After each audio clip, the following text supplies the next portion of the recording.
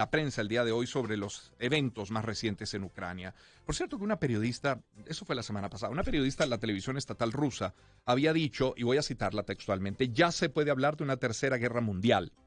Esto puede ser parte de una guerra distinta, la guerra de la información, que también está en proceso, en desarrollo.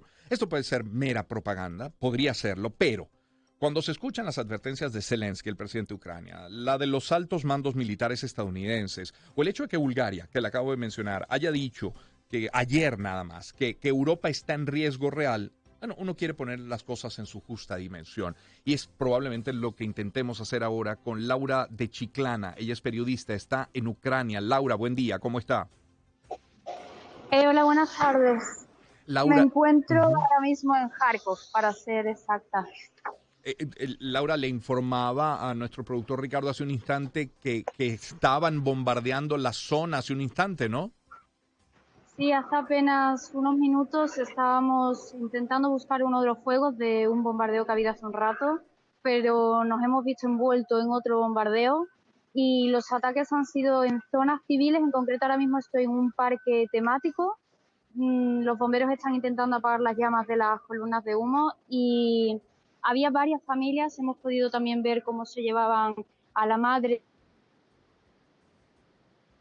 un pequeño y una pequeña, y la madre ha sido herida por la metralla de una de las bombas. Afortunadamente todavía estaba viva, herida de gravedad, y se la estaban llevando en una ambulancia. Ha habido más heridos y siempre son, normalmente aquí en la ciudad, los objetivos son zonas residenciales, zonas civiles, parques infantiles, hospitales, comercios. Siempre son a los civiles aquí los ataques. Una prueba más de que los objetivos no son militares. Si los objetivos entonces son civiles, ¿qué busca Rusia con estos ataques y bombardeos? Normalmente siempre han seguido un patrón a cada ciudad que han intentado tomar. Siempre intentan ir primero a los objetivos militares para intentar desabastecer un poco a la ciudad y desprotegerla. Después suelen ir a hospitales, aquí también han atacado hospitales. Y después siempre van a por civiles. Ya no hay un objetivo fijo. Se ve cuando ve la serie de bombas caer que no hay un objetivo fijado. Van a zonas de civiles. El objetivo, crear pánico, intentar que la mayor parte de la población, de las ciudades y de los pueblos se vayan, no permanezcan, pero lo que intentan es crear pánico entre la población de las ciudades. Laura, se manejan, imagino que será dificilísimo, pero se manejan números, cifras de los civiles que aún quedan en ciudades como por ejemplo donde usted está en este momento, o es muy difícil determinar. Más de un tercio de la población, ahora mismo Kharkiv es la segunda ciudad más grande de Ucrania, más de un tercio de la población se ha ido, y miles de personas están viviendo bajo tierra, están viviendo en las estaciones de metro. Cada estación de metro tiene centenares de personas viviendo, están mal viviendo. Desde que comenzó la guerra se metieron bajo tierra. El desabastecimiento de alimentación, medicinas está empezando aquí a notarse mucho. Las personas están viviendo eso, las estaciones una al lado de la otra, sin sanidad, absolutamente sin nada, muchas de ellas con el desconocimiento de qué está pasando en la superficie. Muchos de ellos no han salido en 2 meses porque es una ciudad donde bombardean diariamente y varias veces, y desde hace pocos días ya varias ONGs han empezado la evacuación de las la evacuación de las personas aquí en la ciudad, sobre todo las que se encuentran bajo el metro. Muchas de ellas son personas mayores que necesitan asistencia médica, personas a lo mejor con parálisis, que no tienen cómo moverse, que no tienen seguridad de si salen del país podrían tener situación complicada. Aquí, lo que digo, más de un tercio de la población se ha ido y la mayor parte está viviendo bajo tierra. Laura, Laura de Chiclana es quien nos acompaña vía telefónica. Laura, quien hoy quiera salir de Kharkiv con estos bombardeos diarios, ¿qué opciones tiene? ¿Cómo se prepara un convoy con ayuda humanitaria? ¿Quiénes son los encargados de trasladar a la gente y por qué vías? Hay un par de carreteras en el oeste de la ciudad que son las carreteras seguras, el resto de carreteras no lo son, ya que la ciudad se encuentra parcialmente bloqueada por los rusos. Sí es verdad que los ucranianos han liberado varios pueblos alrededor de la ciudad, pero los combates siguen ahí. Hoy las columnas de humo se encontraban en esos pueblos. Aquí se dan combates en tierra entre rusos y ucranianos. Entonces es realizar un convoy, rezar como se pueda por tener suerte y que la bomba no caiga en ningún coche o autobús del convoy, porque como digo, aquí los bombardeos son constantes a lo largo de todo el día. Por ejemplo, antes de ayer estuvieron 4 horas seguidas tirando bombas sin parar y se notaba la angustia en las personas, pero sí se puede salir hoy día y muchos de ellos se van porque tienen miedo a que la ciudad se acabe sitiando, a pesar de que los ucranianos están poniendo mucha resistencia y están evitando que las tropas rusas continúen. Pero sí es verdad que al sur de Kharkiv se encuentra Izium, que Izium sí está tomada por los rusos y desde ahí es de donde preparan la ofensiva para tomar el resto del Donbass y desde donde preparan también la ofensiva para tirar también hacia el norte, hacia Kharkiv. Laura, el ciudadano ucraniano está en su tierra, está en su país, está en su territorio. Es una muy difícil situación elegir entre quedarse en casa, ir a un refugio antibombas, a un subterráneo o salir del país. En tu caso estás trabajando. Cuando hay 4 horas de bombardeo, ¿dónde te resguardas con tu equipo? ¿Desde hace cuánto tiempo estás en Ucrania? Yo llevo ya 60 días, debo llevar unos 58, 60 días ya en Ucrania. Cuando hay una serie de bombardeos, lo que hacemos es nos ponemos a resguardo como podemos,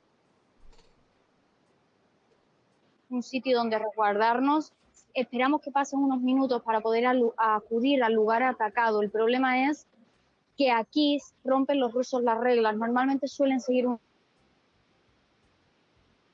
Cuando vives mucho tiempo en ciudades que están siendo bombardeadas, ves patrones y aquí los rompen. Normalmente cuando terminan de bombardear, que suelen ser entre 10 y 20 bombas más o menos, unas 18 aproximadamente, paran un rato. Entonces cuando acudimos a los lugares atacados, alguna que otra vez nos hemos visto con la sorpresa de que nos han vuelto a atacar y estábamos debajo de las bombas. Es muy complicado correr porque no lanzan todas a un mismo punto. Es como en un distrito en diferentes puntos. Entonces, por más que corras, no sabes si la siguiente que va a caer te va a tocar a ti. Han caído bombas delante mía que afortunadamente no me ha tocado a mí, pero desgraciadamente le han tocado a otras personas delante mía. Laura, ¿cómo se informa la gente en Ucrania? Vemos al presidente, lo vemos desde el exterior al presidente hablar a diario, pero se informa la gente, transmiten los canales de televisión, radios operan todavía, al menos en Kharkiv, por ejemplo. Sí, aquí funciona la televisión, funciona la radio, el Telegram es un medio que están usando los ucranianos para poder comunicarse, es un medio que además está funcionando muy bien para ellos, para poder comunicar y trasladar la información. Sí es verdad que se pide que no se muestre muchísima información, porque los rusos pueden estar leyendo también esos mensajes, igual que los ucranianos. Mm. En lo que va llegando también desde fuera hacia Ucrania, está claro que se desata también en paralelo a esta guerra, la invasión, una guerra de información. ¿Creen, en efecto, y tú que estás allí en Kharkiv, en Ucrania, creen que hay un riesgo real de que el conflicto escale en Europa, que no se concentre nada más en Ucrania y que con ello se pueda desatar un escenario que nadie quiere y que ya algunos apuntan a hablar de la Tercera Guerra Mundial, como esta periodista a la que yo hacía referencia, Olga Skabeyeva? ¿Eso podría ocurrir viendo lo que estás viendo en el terreno, Laura? A ver, yo no puedo asegurar eso porque además no está en mi mano poder tomar esas decisiones, ojalá que no. Mm. Sí es verdad que por lo que se ve aquí, la ofensiva rusa va a continuar y las cartas de Putin, digamos que le quedan poco alguna amenaza más internacional, pues Ujú. sí podría perfectamente. No debería, pero es Putin, todos los conocemos y sabemos hasta dónde puede llegar. Y sí es verdad que podría ser, pero yo no puedo asegurar Claro, eso. Lo que sí puedo asegurar, lo que veo, claro. esos continúan lanzando bombas, decenas, cientos de personas están muriendo, están siendo asesinadas, torturadas, mujeres violadas, niños violados, secuestrados, desaparecidos. No sé dónde están los límites del Kremlin, lo que sí sé es que la mayoría de cosas que veo no tienen ni descripción, no las puedo ni Sí, describir. Es un infierno, sí. es lo que se está viviendo aquí. Laura, esa periodista a la que hago referencia, Olga Skabeyeva, es la misma que le transmite a los ciudadanos rusos que sus militares son recibidos como libertadores por los ucranianos que además portan banderas rusas. ¿Eso es verdad? ¿Has visto que ciudadanos ucranianos prorrusos, separatistas, alguno haya recibido como libertador al ejército ruso? ¿Lo has visto? Yo eso no lo he visto, es más lo que veo son los ucranianos, que no quieren tener nada que ver con los rusos. Ya sabéis que aquí una gran parte de la población habla ruso, ahora lo niegan, o sea, niegan, si les intentas hablar ruso le dicen que te hablen ucraniano. El patriotismo que sienten aquí es muy grande y yo no he visto a ningún ucraniano portar una bandera rusa.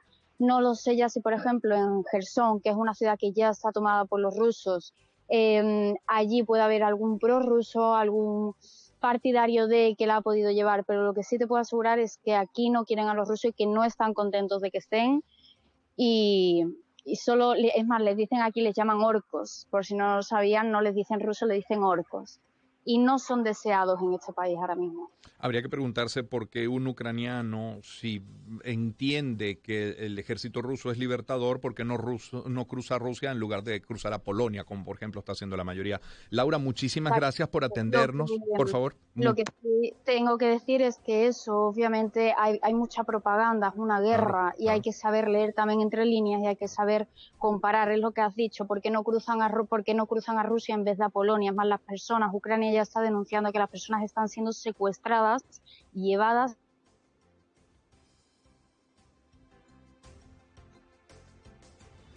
Creo que ahora sí perdimos a Laura.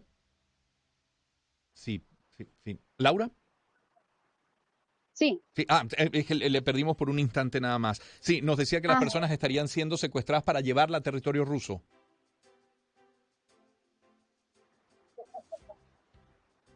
Se corta. Sí, se corta, efectivamente. Agradecer si Laura todavía nos está escuchando. Sí, ahora sí, Laura.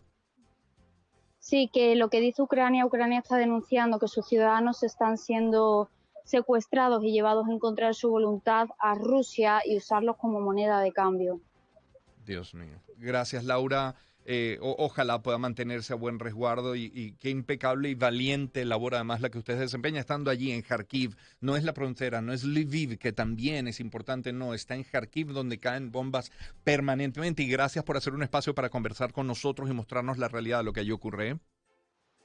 Muchas gracias a ustedes. A cuidarse mucho. Laura de Chiclana, preguntarle si tiene miedo es infantil.